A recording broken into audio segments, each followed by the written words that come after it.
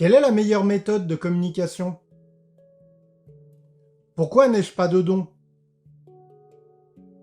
Je reçois beaucoup trop d'informations.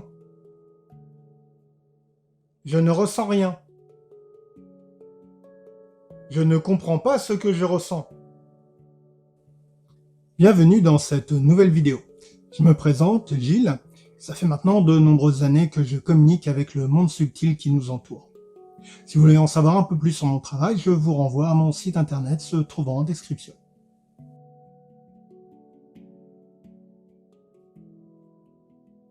Lorsque l'on s'intéresse à l'énergie, il est assez facile de trouver de l'information. Déjà sur internet. Ensuite par connaissance. Quelqu'un qui connaît quelqu'un qui connaît. Des livres, parfois des stages. Et dans tout cela, soit on est guidé dans un enseignement spécifique, bioénergie, magnétisme, radiesthésie, chamanisme, reiki, soit on touche à tout et on expérimente par soi-même. C'est un peu comme voyager dans un autre pays, dont on ne connaît pas la langue. Certains utiliseront les services d'un traducteur, d'autres apprendront la langue au gré des rencontres. Dans cette vidéo, je vais aborder de façon simple une méthode de communication avec le monde subtil. Mais pour en arriver à une bonne pratique, il faut que je vous donne quelques éléments théoriques, qui vont vous permettre de prendre conscience de ce que vous faites. Pour cette méthode, vous aurez besoin de votre champ vital, et d'un peu de temps pour vous exercer. Le premier, vous l'avez déjà, car vous êtes un être de par sa nature physique et énergétique. Je vous renvoie à ma vidéo sur le champ vital. Quant au temps que vous allez accorder aux exercices, cela dépend uniquement de vos choix.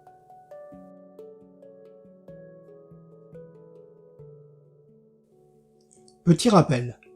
Interagir avec le monde subtil, c'est comme interagir avec le monde physique. Dans ce dernier, vous faites attention à ne pas vous mettre en danger. Par exemple, à ne pas traverser une autoroute à pied en fermant les yeux. À l'identique, le monde subtil n'est pas un lieu expérimental, où l'on peut tout faire sans aucune conséquence. Voilà pourquoi les stages ou les séances individuelles existent, pour que vous puissiez prendre conscience des exercices, valider vos ressentis, mais aussi apprendre à poser des questions et à en traduire les réponses. Cette vidéo n'a pas pour but d'opposer les avis, mais bel et bien d'apporter des informations pouvant se comprendre, peu importe les croyances ou les savoirs. Il n'y a pas de méthode unique et universelle pour communiquer avec le monde subtil. Ce serait comme dire que l'on peut utiliser notre main que pour faire une seule et unique action dans le monde physique. D'ailleurs, dans celui-ci, nous avons nos 5 sens, pour interagir de manière différente. La vue, l'ouïe, l'odorat, le goût, le toucher. Dans le monde subtil, une classification identique, sur le même principe, a été mise en place, où à chaque sens est associé un clairsens.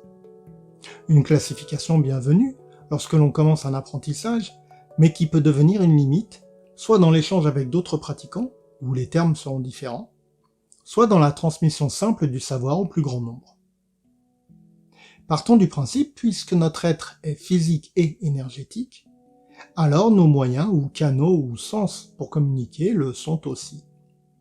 La vue ne devient pas la claire vision lorsqu'elle donne une information subtile visuelle, elle reste la vue. Cependant, gardons à l'esprit que même si nous sommes identiques dans le processus de notre création, que nous avons tous, de par notre nature, la capacité d'interagir avec le subtil, nous avons aussi développé nos sens de manière différente. Dans notre exemple, certains auront une meilleure vue que d'autres. Pour autant, dans ce cadre, peut-on parler de dons? Utiliser ce terme, c'est à mon sens oublier que nous pouvons tous communiquer. De plus, cela ajoute une hiérarchie limitante, qui n'a pas sa place lorsque l'on souhaite évoluer. Chaque praticien a sa propre manière de communiquer, utilisant un ou plusieurs ou l'ensemble de ses sens pour recevoir l'information. Mais il a aussi sa propre traduction liée à cette dernière, qui lui vient de son expérience à pratiquer. Plus une personne va communiquer et plus son champ vital va évoluer. Elle aura ainsi plusieurs visions d'une même situation, sortant du jugement et des croyances pour faire ses choix. Le praticien, étant confronté à chaque intervention à un cas particulier, verra augmenter sa capacité à communiquer et à comprendre ce qui l'entoure. En bref, plus vous allez interagir avec le monde subtil, et plus cela sera simple pour vous.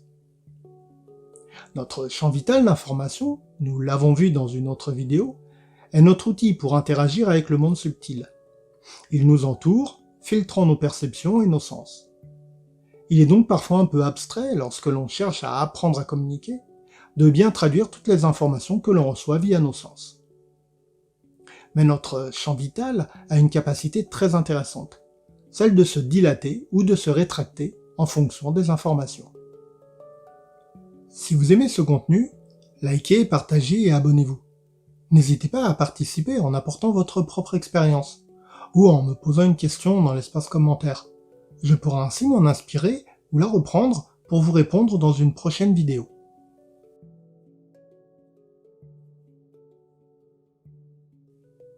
De façon simple, on peut dire que l'information ou l'énergie est compatible avec moi, donc je me sens bien, donc mon champ vital se dilate.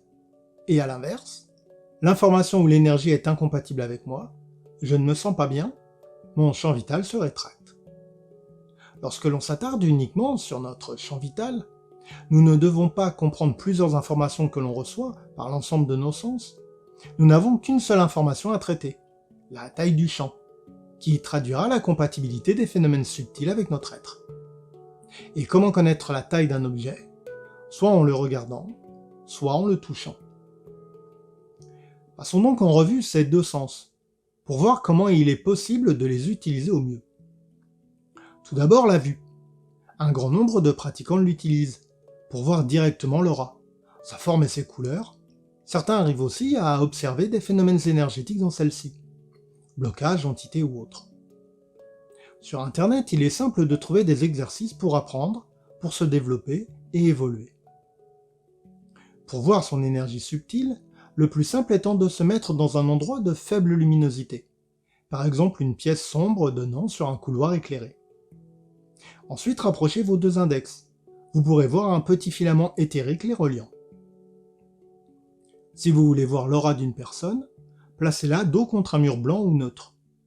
En l'observant attentivement, vous pourrez discerner, généralement autour de sa tête, une sorte de nuage ou de couche éthérique. Ce sont là deux exercices que l'on retrouve assez souvent. Mais comme on peut le voir, il est complexe de les mettre en place au quotidien. En effet, il est recommandé de pratiquer soit avec une certaine lumière, ou un fond neutre, ou à une distance spécifique, un environnement contextuel que l'on ne peut trouver que chez soi, une limite dont on ne peut se passer que lorsque l'on a atteint un ressenti suffisant. Le toucher n'est pas le sens qui nous vient à l'esprit lorsque l'on parle d'observer la taille de quelque chose. Pour autant, il s'avère être le plus pertinent dans ce cas. Il est possible de trouver un grand nombre d'exercices utilisant ce sens, pour interagir avec le subtil, mais contrairement à la vue, l'environnement n'est pas limitant. On peut donc s'exercer n'importe où. Je vous donnerai quelques exemples dans la vidéo pratique. Voilà, vous avez maintenant le cadre général de cette méthode. Pour communiquer avec le monde subtil, une méthode simple sera de toucher mon champ vital, et ainsi de prendre conscience de sa taille, ce qui me traduira l'information comme étant compatible ou non avec moi. À noter, pour autant, que vous ne devriez pas pratiquer seul. Pour cela, vous pouvez faire le choix au départ d'être accompagné par un autre pratiquant, ou un thérapeute. Cela vous permettra de ne pas douter, d'avoir un retour en direct, et de vous garantir un environnement contrôlé. De plus, je vous conseille d'être accompagné tout le temps par votre guide principal de lumière, comme je l'expliquerai dans la vidéo pratique. Pour rappel, les guides spirituels sont des êtres subtils qui nous accompagnent dans notre évolution, en fonction de notre chemin ou mission de vie. À noter que votre guide répond à vos questions en fonction de votre évolution, sans émettre de jugement et sortant de la dualité vérité-mensonge. Cette simple description suffit à justifier pourquoi nous faisons appel à lui, et non à d'autres présences, mais allons un peu plus loin tout de même. On entend souvent dire que nous avons tous un ange gardien. Cela est juste, mais ce que l'on en dit est souvent limitant. Notre ange nous serait attribué en fonction de notre date de naissance, il s'appellerait de telle manière et aurait telle capacité. De plus, le terme d'ange est associé à une certaine image collective. Je comprends que lorsque l'on commence son apprentissage, on cherche des informations sur ses présences. Et je dirais que l'intérêt principal ne réside pas dans l'information, qui sera limitante à terme, mais dans cette recherche en elle-même. Notre guide spirituel est quant à lui beaucoup moins connu. Pour en savoir plus, il faut communiquer avec lui. Rien n'est établi de façon universelle. Tout reste à découvrir. Nous n'avons donc pas d'idées préconçues, et nous sommes juste dans l'ouverture et dans l'accueil de cette présence.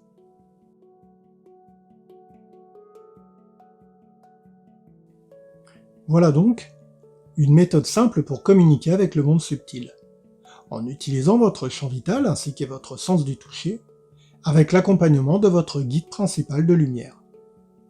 Il est important que vous gardiez à l'esprit que l'information ou la réponse que vous recevez n'est pas toujours ce qu'il faut retenir et que le chemin d'apprentissage n'est jamais à exclure. Ne cherchez pas la vérité, vous ne pourrez la trouver. Par contre, vous pourrez trouver ce qui est juste pour vous dans le cadre de votre évolution.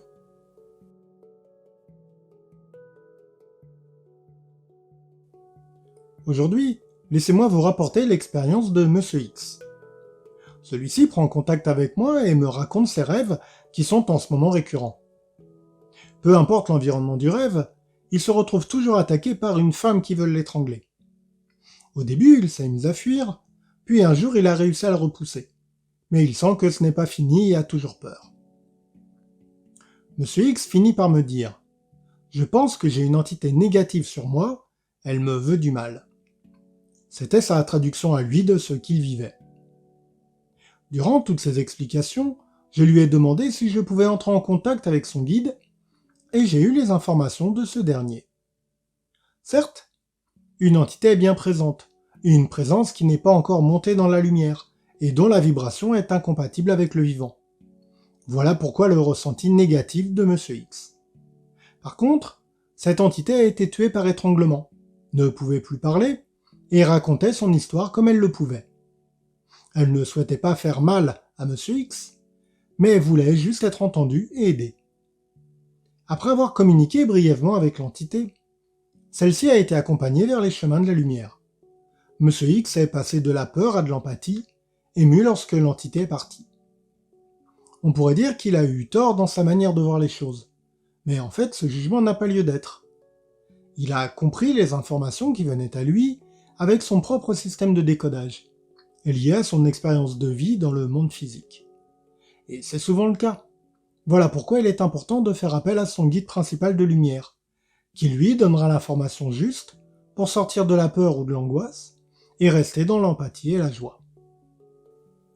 Merci d'avoir suivi cette vidéo jusqu'au bout. J'espère vous retrouver très bientôt, et en attendant, prenez soin de vous.